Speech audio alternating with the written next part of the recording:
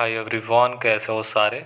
Hope आप लोग जहाँ भी होंगे अच्छे होंगे। आज की इस वीडियो में हम लोग बात कर लेते हैं Saint Xavier's College Autonomous Kolkata के बारे में और बीएड कोर्स एडमिशन से रिलेटेड हम लोग जानकारी लेंगे कि यहाँ पे एडमिशन आपका बीएड कोर्स में कैसे होता है। प्रॉपर इन्फॉर्मेशन होगा तो वीडियो को एंड तक आप ज़रूर बने रहिए। जो भी आपके लिए इम्पोर्टेंट इन्फॉर्मेशन है वो प्रोवाइड करवाने की कोशिश किया जाएगा, ठीक है। लास्ट ईयर के अकॉर्डिंग ही मैं बताऊंगा कि कैसा प्रोसीजर था, लास्ट ईयर कैसे एडमिशन यहाँ पे हुआ था, ठीक है। ओवरऑल आपको आइडिया हो जाएगा कि यहाँ पे एडमिशन आपका कैसे होता है। तो इस वीडियो के अंदर हम लोग क्या क्या कवर करेंगे ये समझ लीजिए। सबसे पहले तो एडमिशन कैसे आप यहाँ पे ले सकते हो, प्रोसीजर ऑफ एडमिशन से रिलेटेड बात करेंगे। जो भी आपका एडमिशन का प्रोसीजर रहेगा, जो भी एडमिशन का कंप्लीट फॉर्मेलिटी रहेगा वो हम लोग समझेंगे। उसके बाद बात करेंगे कि यहाँ पे जो बीएड कोर्स में सब्जेक्ट्स कौन कौन सा ऑफ़र किया जाता है, एलिजिबिलिटी क्राइटेरिया क्या रहता है, डॉक्यूमेंट क्या क्या रिक्वायर्ड रहता है एडमिशन लेने के लिए, कौन से कैंडिडेट यहाँ पे अप्लाई कर सकते हैं, कौन से कैंडिडेट अप्लाई यहाँ पे नहीं कर सकते हैं। चलिए हम लोग वन बाय वन जो भी इन्फॉर्मेशन है प्रोवाइड करवाने की कोशिश करते हैं। तो सबसे पहले हम लोग चलते हैं कॉलेज के ऑफिशियल वेबसाइट पे, वहीं पे आपके लिए प्रॉपर इन्फॉर्मेशन को दिया गया है। तो आप कॉलेज वेबसाइट पे भी आप इन्फॉर्मेशन को ले सकते हैं। ईच एंड एवरीथिंग जो रहता है ना, कॉलेज वाले आपको प्रोवाइड करवा देते हैं वेबसाइट पे। तो इसीलिए मैं बोलता हूँ कि कॉलेज के वेबसाइट पे आप चेक करते रहो, वहाँ पे जो भी इम्पोर्टेंट इन्फॉर्मेशन है ना वहीं पे प्रोवाइड करवाया जाता है। कॉलेज के वेबसाइट काफ़ी अपडेटेड रहता है, जो भी आपके लिए इन्फॉर्मेशन रहता है वो लोग वहीं पे मतलब कर देते हैं, अपडेटेड कर देते हैं। वहीं पे आप अपना इन्फॉर्मेशन ले सकते हो, ठीक है। चलिए अब हम लोग वेबसाइट पे चलते हैं। तो सबसे पहले हम लोग सिलेक्शन प्रोसीजर के बारे में समझ लेते हैं, कैसे यहाँ पे सिलेक्शन होता है, एडमिशन का प्रोसेस क्या रहता है। तो देखिए यहाँ पे जो एडमिशन का प्रोसेस रहता है सिंपल सा है कि आपको अप्लीकेशन फॉर्म को फिलअप करना होगा। Saint Xavier's College Autonomous Kolkata form को जब रिलीज़ करेगी तो आपको मतलब फॉर्म को सबमिट करना होगा, यानी आपको फॉर्म को फिलअप करना होगा, ठीक है।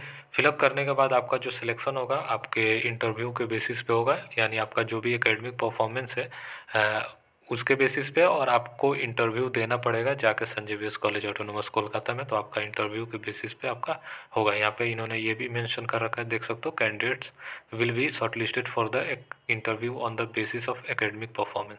एकेडमिक परफॉर्मेंस के बेसिस पे आपका इंटरव्यू होगा, ठीक है। उसके बाद इन्होंने ये बोला है कि the interview will be based on subject knowledge, communication skill, general knowledge and overall impression. तो आपका इंटरव्यू जो रहेगा आपके सब्जेक्ट नॉलेज के बेसिस पे रहेगा, कम्युनिकेशन स्किल्स के बेसिस पे रहेगा, आपका जनरल नॉलेज और ओवरऑल जो भी इम्प्रेशन रहेगा उसी के बेसिस पे आपका रहने वाला है, ठीक है। और जो फाइनल सिलेक्शन रहेगा वो आपका एकेडमिक परफॉर्मेंस और परफॉर्मेंस इन द इंटरव्यू दोनों का मतलब अच्छा खासा वेटेज रहेगा। दोनों को कंबाइन करके आपका इंटरव्यू भी करवाया जाएगा और आपका जो भी एकेडमिक परफॉर्मेंस है उसी के बेसिस पे आपका सिलेक्शन लिस्ट तैयार किया जाएगा। कुछ ऐसा यहाँ पे प्रोसीजर आता है, सिंपल सा है। फॉर्म रिलीज होगा तो आपको अप्लाई करना होगा। अप्लाई करने के बाद आपका एकेडमिक परफॉर्मेंस पे बेसिस पे आप वो लोग सिलेक्शन करेंगे, और सिलेक्शन करने के बाद आपका लिस्ट आएगा। जो भी कैंडिडेट एलिजिबल होंगे इंटरव्यू देने के लिए, आप जाओगे इंटरव्यू देने।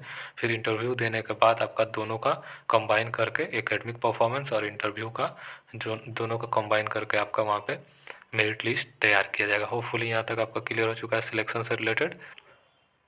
प्रोसीजर ऑफ एडमिशन को समझ लेते हैं, ठीक है। ये लास्ट ईयर का ही अभी अपडेटेड है, 2025 का अभी नहीं आया है। तो जल्द ही आपका 2025 का भी एडमिशन स्टार्ट होने वाला है। तो लास्ट ईयर के अकॉर्डिंग ही मैं आप सभी को बता रहा हूँ। तो देख सकते हो लास्ट ईयर जो फॉर्म रिलीज़ किया गया था कॉलेज के वेबसाइट पे 19 अप्रैल 11 बजे के आसपास आपका जो वेबसाइट पे लाइव किया गया था अप्लीकेशन फॉर्म। और ये अप्लीकेशन फॉर्म 10 जून तक चला था, ठीक है। ये रिवाइज्ड भी हुआ था, मतलब क्या हुआ था कि डेट रहता है टेंटेटिव, तो डेट मतलब चेंज भी होते रहते हैं। तो ये आपका मतलब डेट था मेनली।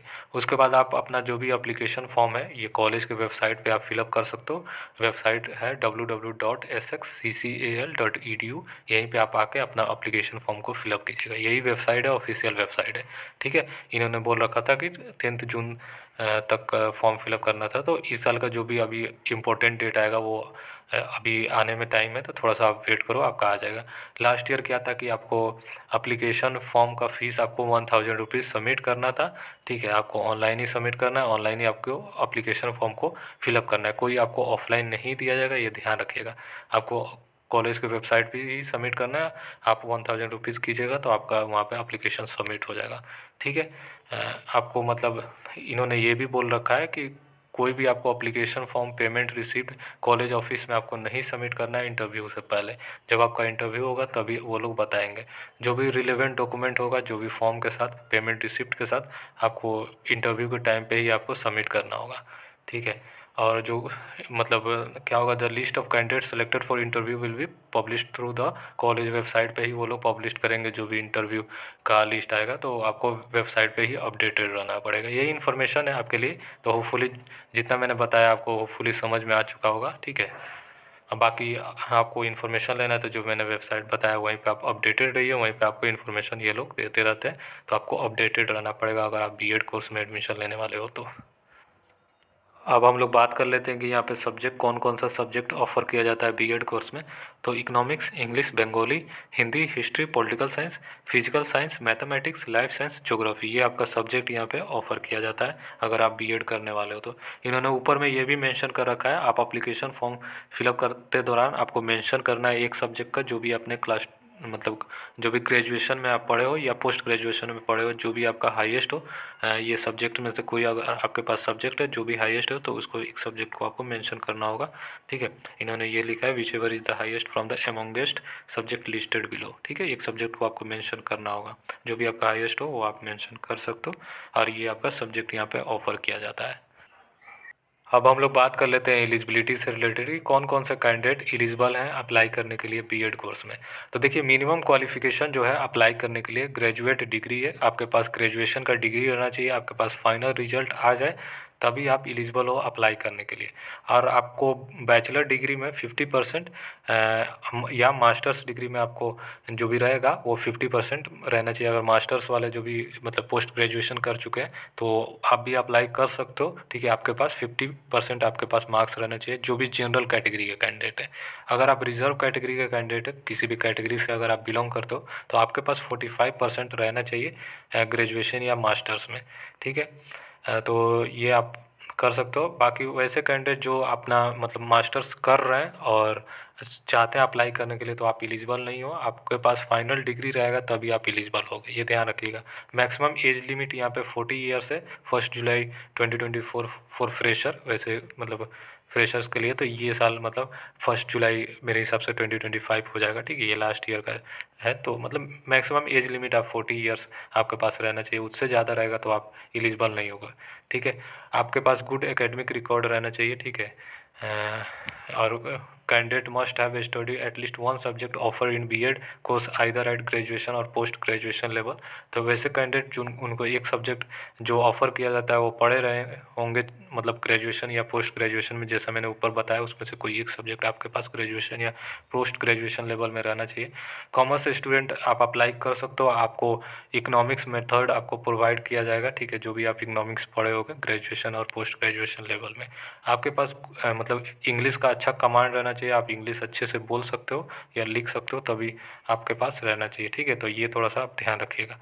बाकी ये पर्सन विद डिसेबिलिटी वाले कैंडिडेट का है, उनको जब सक्सेसफुल अप्लीकेशन मतलब हो जाएगा तो आपको मेल करना है, जो भी आपका requested to the principal of के पास आपको मेल करना होगा, ठीक है। आपको जो भी कॉपी है आपको online application acknowledgement sheet, application fees payment, जो भी रिलेवेंट मार्कशीट और डिसेबिलिटी सर्टिफिकेट है इशू बाय ए कॉम्पोनेंट अथॉरिटी।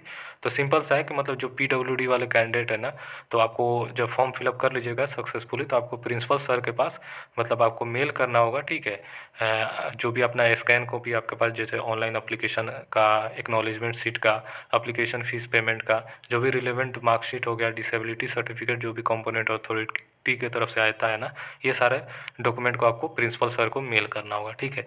तो कुछ ऐसा रहता है आपका एलिजिबिलिटी क्राइटेरिया। अब हम लोग बात कर लेते हैं कि डॉक्यूमेंट क्या क्या रिक्वायर्ड रहेगा जब आप इंटरव्यू देने जाओगे, ठीक है। तो ये देख लीजिए, कुछ आपको फ़ोटोकॉपी लिया जाएगा आपसे, ठीक है। और कुछ आपसे ओरिजिनल लिया जाएगा। जो फ़ोटोकॉपी रहेगा आपको अटेस्टेड करवाना पड़ेगा, जो भी आपको गैजेट ऑफिसर होते हैं ना उनके तरफ से आपको करवाना होगा। और जो सेल्फ अटेस्टेड है उसको आपको क्या करना होगा, 3 महीना से ज़्यादा का आपका नहीं होना चाहिए, ठीक है। 3 महीने से पहले का होना चाहिए, ठीक है। तो देख लीजिए, बाकी आपका जब मतलब इंटरव्यू में लिस्ट में नाम आ जाएगा तब आपको ये डॉक्यूमेंट का वैसे रिक्वायर्ड होता है। तो आपके सामने जो document to be shown and submitted जो भी है ये आपके सामने दिख रहा है, ये आपका डॉक्यूमेंट लगेगा, टोटल 11 है। उसके बाद in addition to the above the following document are required for deputed candidate, जो डिप्यूटेड कैंडिडेट है उनके लिए ये डॉक्यूमेंट लगेगा। और जो xerox copy of document to be submitted, आपको जीरोक्स कॉपी ये आपका डॉक्यूमेंट आपको सबमिट करना पड़ेगा। ठीक है, तो आपके सामने है। बाकी वो आपका सिलेक्शन हो जाएगा तो वो बात की बात है, अभी आपका टोटली फोकस करना है एडमिशन से। तो जब एडमिशन स्टार्ट होता है तो आपको अपडेट दिया जाएगा। अभी थोड़ा सा वेट कर लीजिए, लास्ट ईयर अप्रैल में आपका स्टार्ट हुआ था, तो होपफुली उसी के आसपास इस साल भी स्टार्ट होगा। तो देखते हैं कब तक आपका फॉर्म आता है। बाकी कॉलेज के वेबसाइट पे आप चेक करते रहिए, जैसे ही मतलब एडमिशन स्टार्ट होगा तो वो लोग अपडेट दे देते हैं। नोटिस वाला सेक्शन पे आप देख लीजिएगा, ठीक है, ऊपर ही पॉप ऑफ करते आएगा जो भी नोटिस है ना, वहीं पे। तो वहीं पे आप देख सकते हो, वहीं पे आपका जो भी इन्फॉर्मेशन है वो लोग शेयर कर देते हैं। ठीक है, तो चलिए यही था इन्फॉर्मेशन, आप सभी से शेयर कर रहा था। होपफुली आपको ये डिटेल समझ में आया होगा। जहाँ पे भी कन्फ्यूजन हो आप हमसे ज़रूर पूछ सकते हो। और कॉलेज वेबसाइट पे ऑलरेडी सारा डिटेल अवेलेबल है, तो कॉलेज वेबसाइट पे भी आप रेगुलर चेक करते रहिएगा। ठीक है, तो चलिए यहीं तक आपको इन्फॉर्मेशन शेयर करना था। जो भी आपके लिए इन्फॉर्मेशन है होपफुली मिल गया होगा। तो वीडियो को यहीं पे एंड करते हैं, फिर मिलते हैं अलग वीडियो के साथ। तब तक के लिए बाय, टेक केयर और ख्याल रखिए अपना।